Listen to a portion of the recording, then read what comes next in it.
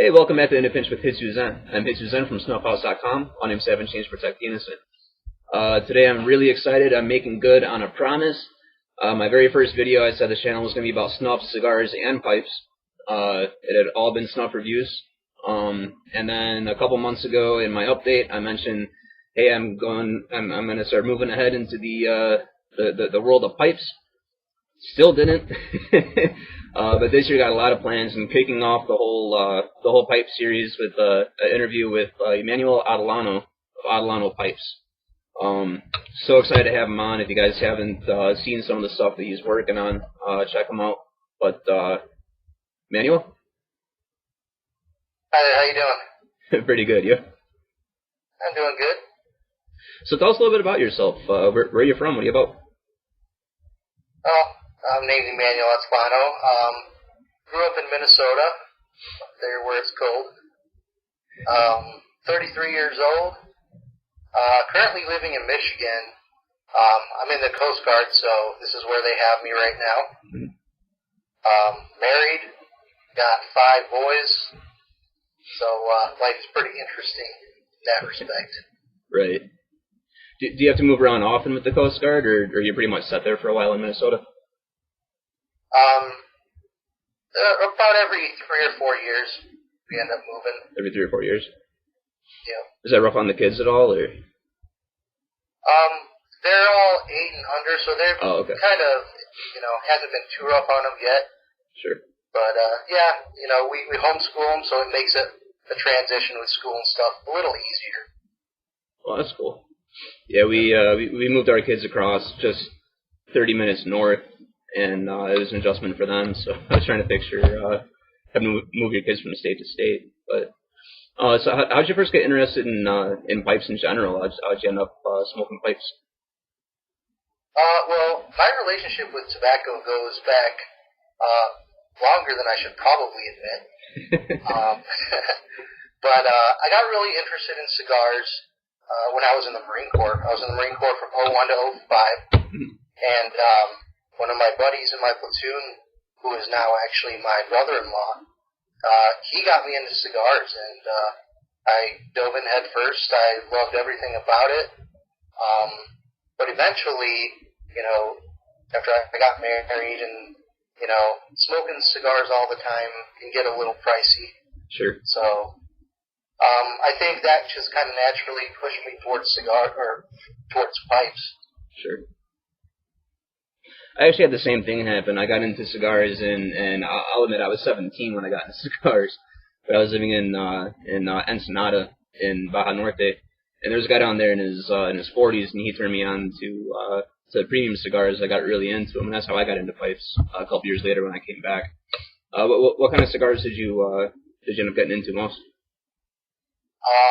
I really like Maduro wrappers.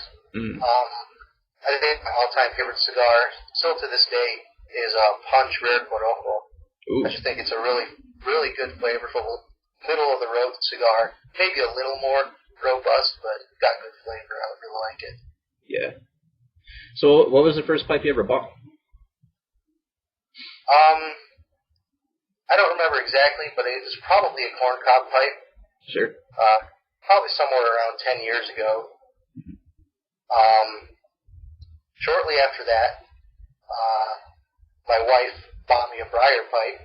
It was a Thomas Cristiano, and that was, aside from the corncob, the only pipe I had for a while.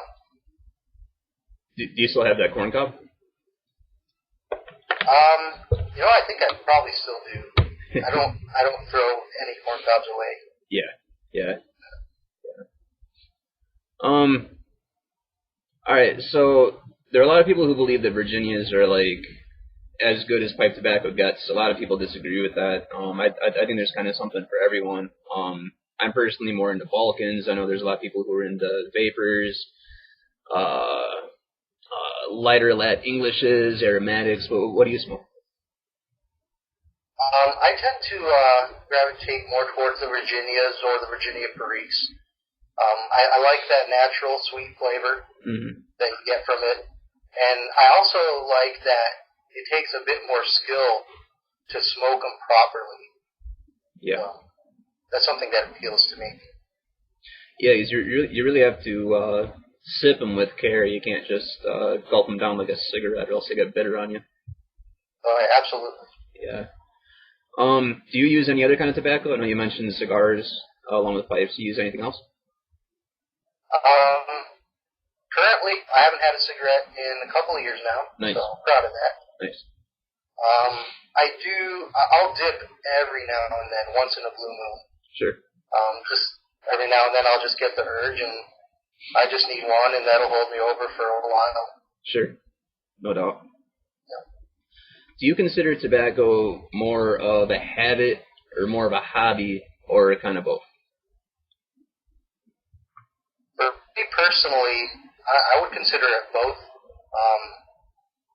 And when I say habit, I don't consider it an addiction. Okay. I consider it a habit in that it's something that's routine for me. Right. It's something that I enjoy, and I can put it down if I need to, but I don't want to. Of course. A lot of younger people, and when I say younger people, I mean people around my age, early mid-30s, are turning away from cigarettes and towards pipes, cigars, snuff. Why do you think that is? I think that there's a certain appeal there that people have towards vintage genres nowadays, and I think the pipe community and things that have to do with pipes kind of fulfills that for people. It adds to, it's one of those vintage things that's very in right now. Sure.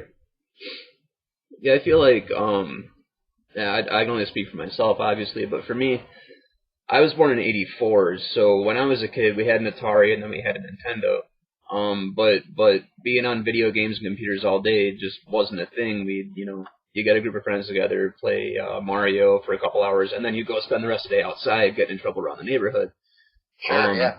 And then throughout my life, I watched technology become more and more of an all-day, everyday, integrated into everything that we do kind of thing. And I think a lot of people my age, again, I'm 31, kind of experience a burnout with the immediate gratification, want it right now kind of culture. So I know what brought me back into pipes and snuff and cigars was it was more drawn out. It was meant to be enjoyed slowly.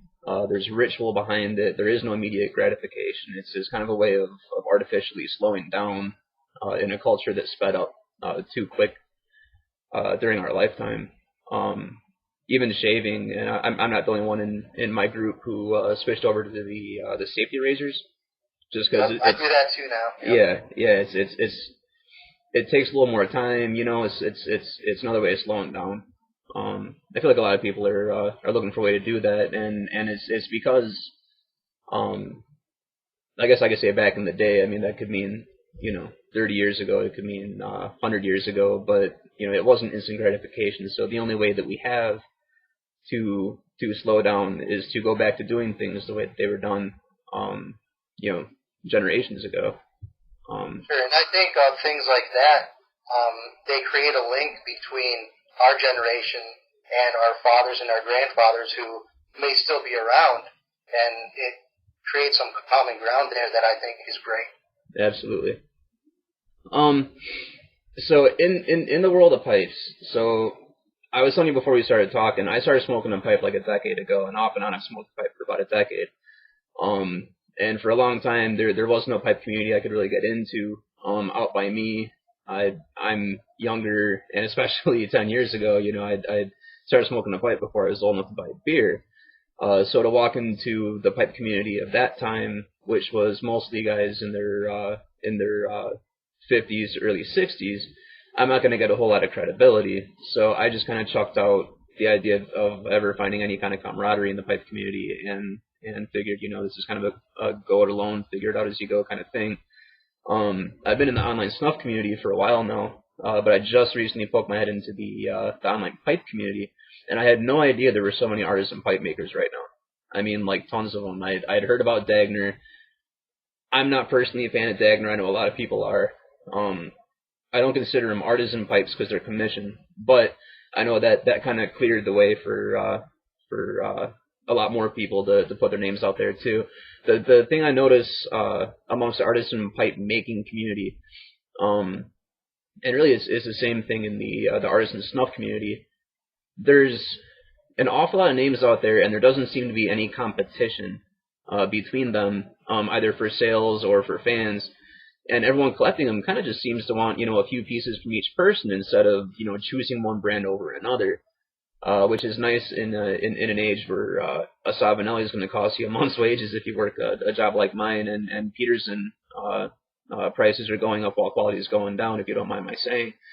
So is there like a separate community for pipe makers where there's like a sense of camaraderie, or like am I just way off base with all that?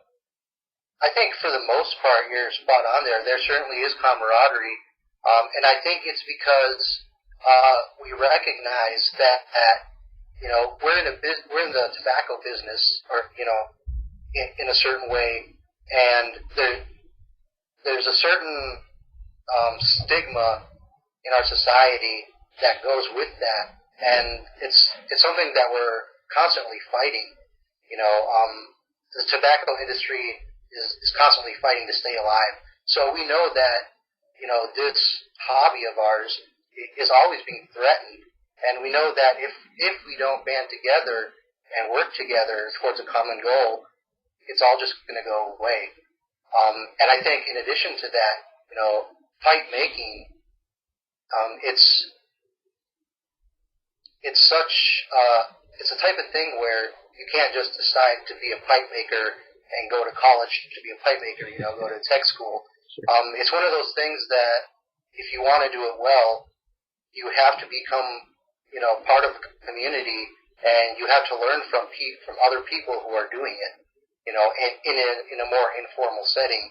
And that kind of setting creates camaraderies and friendships and, alliances of that sort. So it's, we're all here to help each other.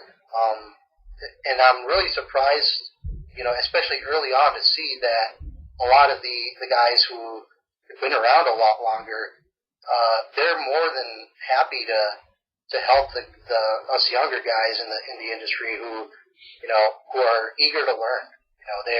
They're ready to share that knowledge with us because they want to keep this thing alive. That's so awesome, because that was when I was first getting into pipes, that was the opposite of how I perceived the community. But yeah, you definitely get that sense that there's camaraderie is not even a strong enough word for it, but I didn't really get a taste for it until I joined the community that we met on. But it's really cool to watch, especially you guys who've been at it for a little bit longer, interacting. How did you get into pipe making? I would have to say it's probably around the time that I got that corn cob, around 10 years ago. Oh wow. I was at a pipe or a cigar shop, and I think they probably had pipes there because they had a pre-drilled block with a stem fitted in, which you can get nowadays pretty easily. And I didn't buy it right then and there, but it planted a seed in my mind, that it would be a really cool thing to do. And it actually took me a couple of years to finally pull the trigger and say, I'm going to do this. Mm-hmm. So I think probably around 07, 08, I went online and I found Pimo Pipe Craft, mm-hmm. Bought a couple of pre-drilled kits from them, and that's how a lot of us got started, just pre-drilled kits. Right. And a lot was through Pimo. I made my first pipe, and it was pretty hideous. But, I still have it. I still smoke it every now and then. I keep it around to remind me of how far I've come. Right. The second pipe kit that I made around that time, it didn't see completion because I completely destroyed that one. How's that? But, I just went too far with taking briar off the block. Okay. Yeah.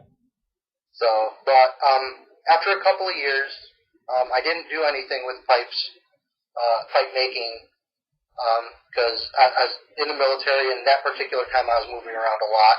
and I was starting to have a few more kids, so there were life was happening. Sure. But around 2012, I got back into it, and I made my first pipe that I actually sold. Nice. You know, it was a rusticated poker. And from there, I haven't stopped. You know, I've had this drive to want to make better pipes, to learn as much as I can, and that's what I've been doing.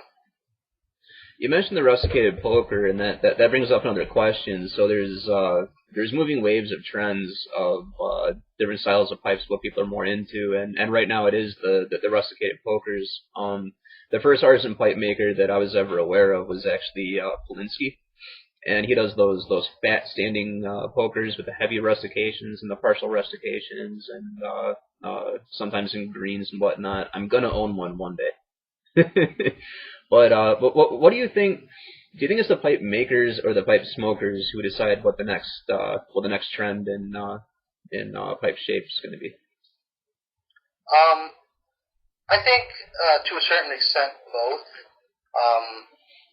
because a pipe maker may come up with a certain feature or a certain design that catches on. Right. I think definitely the demand for certain features and certain shapes certainly drives a maker to cater to the market. If they didn't, they'd be out of work. Sure. So there's a certain supply and demand element there. Sure. What do you feel goes into a good pipe, functionally or aesthetically? I think functionally, it's probably the more important part of that, because if you're making a pipe, you're making a smoking instrument. Right. And if it doesn't smoke properly, then it's not a very good pipe, regardless of how good it looks. Sure. So proper drilling is paramount. And it's not terribly difficult to learn to drill properly, to properly drill a pipe. But beyond that, you're looking at not just the drilling, you're looking at the airflow, not just in the stummel, but in your stem. I think it's important. At least for me, I funnel my airways. So if you look at your button, I like to do a nice deep funnel for a smooth airflow. Because if you think of it logically, you want the inside of your pipe smooth with minimal turbulence, because turbulence is what's actually going to drive moisture out of the smoke, and actually, you're going to start collecting that moisture as you smoke, and it's going to start gurgling and things like that. So, nice smooth airflow is very important. Right. From a functional standpoint. From an aesthetic standpoint, we all start somewhere. So, for me, it was the rusticated poker, and I think a lot of there's a couple of reasons I think why a lot of pipe makers start out with that. One, there's a high demand for it, because right now I think that people are drawn towards rough things. Beards are a big thing right now. Everyone wants to look rough and tough and that sort of thing. I see you stroking your beard there. and I think the rusticated poker and similar shapes like that blend, to that image. Yeah. So I think that's why they're popular. I think it's also popular for early pipe makers because it's a shape that presents an achievable goal. Sure.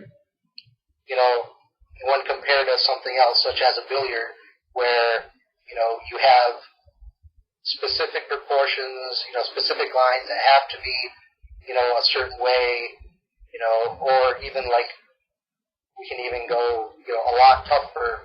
Blowfish. Blowfish are incredibly difficult to get down. I haven't even attempted one yet. Okay. Whereas the poker is pretty straightforward, and it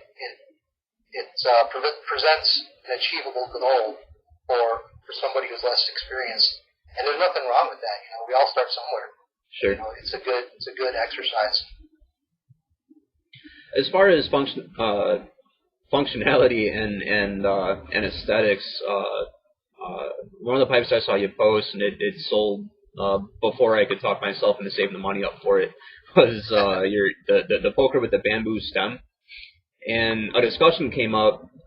I'm not sure that it was actually on that thread, but a discussion came up somewhere at about the same time about using bamboo and stems, and the thought line kind of seemed to be split, where some people felt that bamboo absorbs more moisture as you're smoking it, giving you a drier, cooler smoke.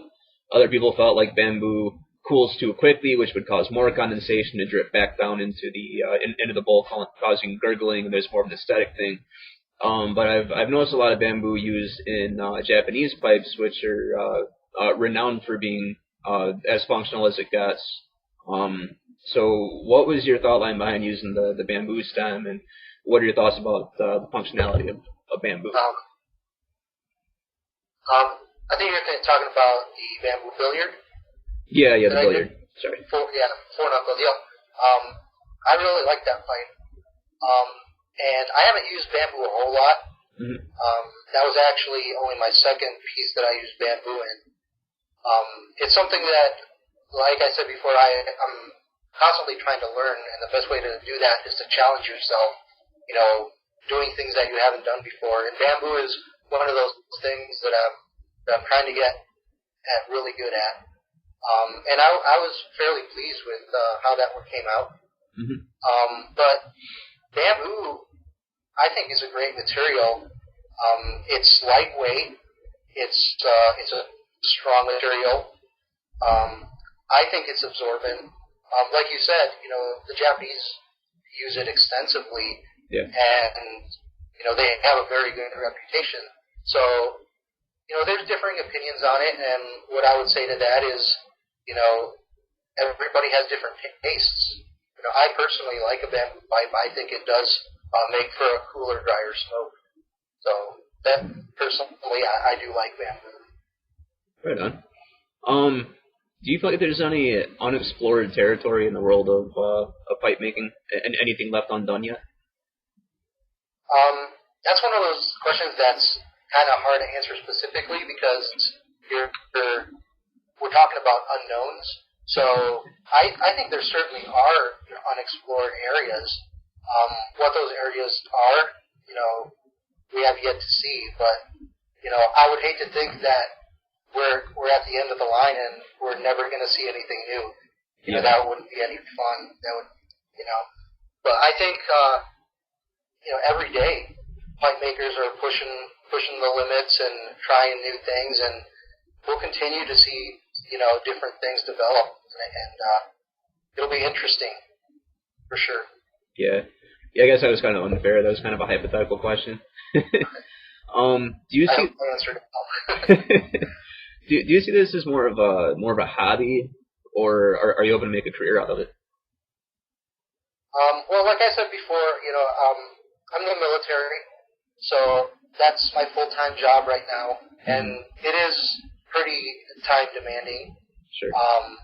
But I make pipes when I can, and I like that I'm not 100% committed to it, because it allows me to slow down and take my time and, do things at my own pace. So it's definitely a big plus. So right now I would consider a very serious hobby. Mm-hmm. As of right now, I have a little less than 8 years until I can retire from the military.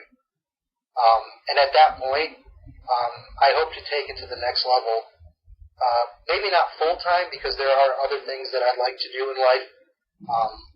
But it's certainly going to take a big part.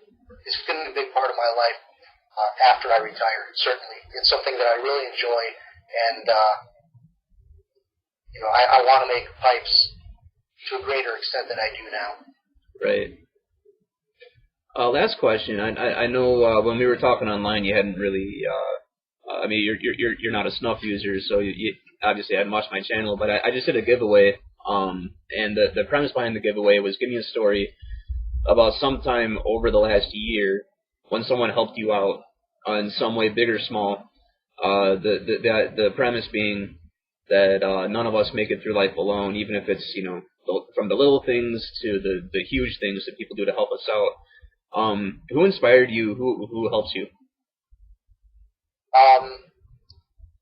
There's been so many people that have helped me on this journey. It's incredible how generous other pipe makers have been with their time, with their knowledge, and with sharing, you know, materials. Like I said before, this is a very close-knit community where people love to help each other out, and I've been very fortunate to have friends in this community who have done that for me since day one. And I started out on Pipe Makers Forum, and the people there are just incredible. They accepted me with open arms, even with my, you know, crappy poker that I came to show there.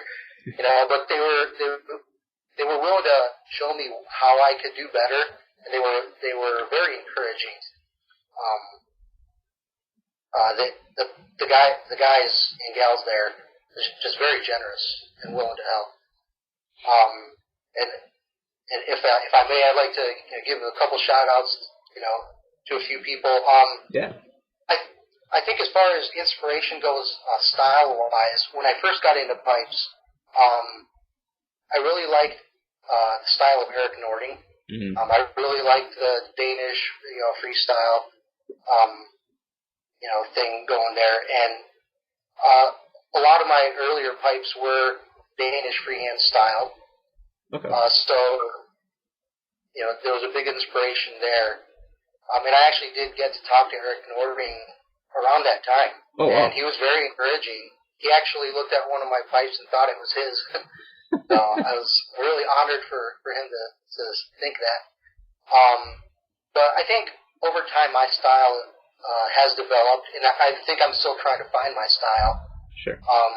Right now I'm working on trying to perfect the more classic shapes like billiards and bulldogs and things like that. And one of the people that I think has a really good grasp on that is Chris Asquith from England. He does the traditional shapes really well. He has a good grasp of them, and he knows how to put a certain flair on them, you know, to make them interesting as well. So as far as style goes, those have been some bigger inspirations of people that I study, you know, their work.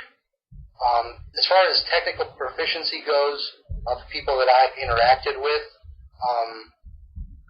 like I said, Pipe Makers Forum, the people there, Kreml Cheta has always been very generous, you know, in giving me critique and advice. Nate King I've spoken to before, and I'm in regular contact with a lot of these people. We do a video chat, you know, once a week, twice a week.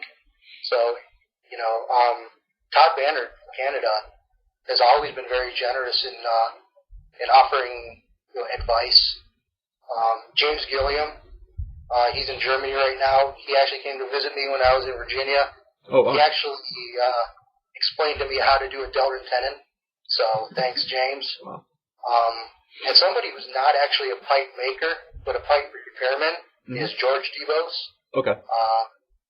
He's an older gentleman with a lot of knowledge, and he's always been very generous with helping out with his insight.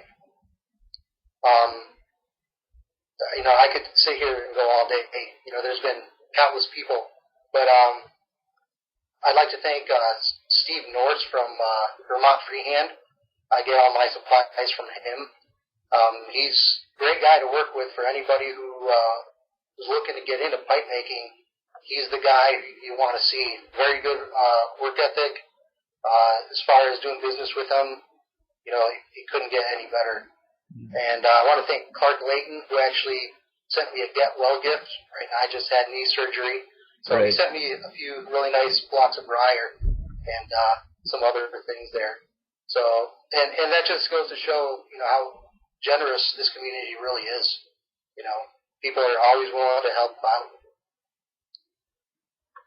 That's awesome. Well, I don't know. Do you have any questions or anything else you want to say or anything before I turn the camera off?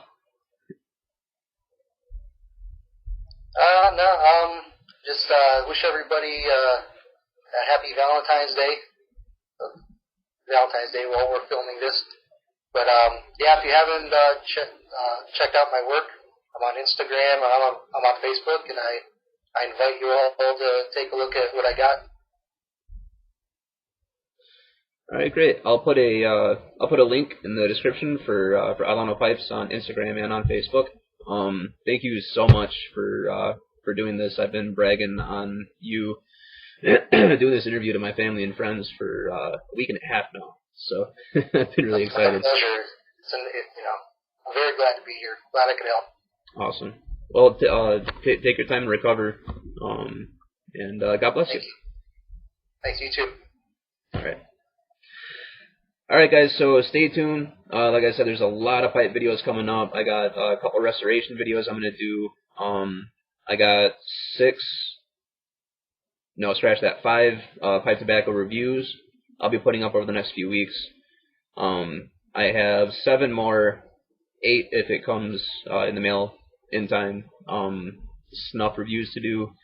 And when the weather starts warming up, I'll be doing some cigar reviews again too. So thank you guys so much for watching. God bless, and salute.